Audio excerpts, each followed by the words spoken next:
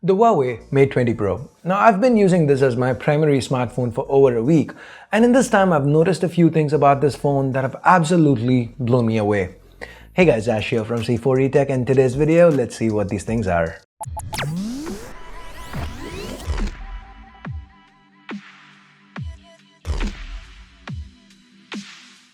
If you do end up liking this video, please don't forget to turn on notifications by clicking that bell icon. Innovations are not as common as most brands claim they are. When a Samsung markets live focus, it's not really new. We've seen it with other brands in the past. I mean, it's just the term that's new. For example, when Asus calls everything AI, or when every brand talks X hours of time in Y minutes, it's all marketing. But rarely we come across something that's unique, something that's, for example, look at Pixel's Night Sight. The kind of results it produces, or think back to the first time you saw a wide-angle lens included, or the Galaxy Note with its S Pen. Now it's even rarer to see a brand include multiple headline-making features in one phone, but that's exactly what Huawei's managed to pull off here on the Mate 20 Pro. Now I'm sure everyone knows about the amazing, class-leading Leica optics that the Mate 20 Pro packs. What's less commonly known is the video features that Huawei has come up with this time. The Mate 20 Pro can keep the subject in color while everything else goes monochrome. Now this is insane. It means every frame has to be calculated and the chip inside is capable of running those computations in real time. The edge detection is almost flawless, and the footage I'm showing you now, it's not something that I had to try a lot to capture. It's not like I went around shooting half an hour of footage to show you a few seconds. I just turned it on and this is what the camera ended up doing. I didn't need multiple tries or anything. When I watched Huawei talk about this launch, at the launch, I thought it's gonna be like 960 FPS slow-mo, awesome when you pull it off, but buggy at most times. But nah, it's really easy and it just works. Now, while on the subject of video, let's talk AI bokeh or portrait mode for video. Now, the edge detection might not be perfect, but it is never perfect, right? Even with stills, with any brand for that matter. And Huawei pulling this off for video, it's just amazing. Just look at this. I'm shooting this by myself and I'm not even looking at the screen. So the refinements that Huawei has offered with the camera, especially for video, because the P20 Pro was great for stills, but here with video, it's just that much better. It's just made the overall experience that much better. Now, talking about experience, let's jump to battery. I know I did promise to not talk about X% charge in Y minutes, but I'm gonna, go back on it a little bit, bend the rule a little here. Till now, OnePlus's roughly 20-watt dash charge has been the fastest on mainstream phones.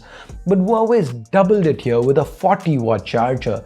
That means insane charge times like 0 to 70% in 30 minutes. And remember, this is not a puny 3,300 mAh battery, but a huge 4,200 mAh battery here. To give you a real-life example, the other day I forgot to charge my phone in the night. So by evening day 2, about 4 p.m.-ish, I was down to 16% and I really had to go out. So I plugged it in, went, had a dad Coke, came back, and the Mate 20 Pro was at 40%. It's really, really fast. Now, everything that's innovative doesn't necessarily have to be useful, and the best example is also right here on the Mate 20 Pro. Reverse wireless charging. The Mate 20 Pro can let other phones charge off it, basically act as a portable wireless battery pack. Like I said in the unboxing, it's cool and all. Hell, it helps when you need to troll that friend with an iPhone 10 or Galaxy S9, but it's not really useful. That said, niche as it might be, it's still something innovative. And the next one, it's called 3D Live Emoji, and this feature comes with an asterisk. It lets you scan stuff and create 3D versions and interact with them. Now the reason for that asterisk here is because it's not available yet. It was demoed, but it hasn't yet come out to units. Maybe with a future update, it should be coming in, so yeah. Now barring this, the regular host of features that you'd expect from a flagship phone, IP68 water and dust resistance, wireless charging, a huge battery but a premium sleek glass build, multiple super impressive cameras, zoom, hybrid zoom, ultra wide angle, an amazing low light mode, OIS, EIS, hell AIS, which is Huawei speak for OIS, plus AI assisted EIS, super slow motion, an OLED panel, and under the display fingerprint scanner. dedicated hardware for face scanning, an AR blaster, you name it, the Mate 20 Pro has it, making it one of the most complete flagships out there today. Now that doesn't mean it's flawless.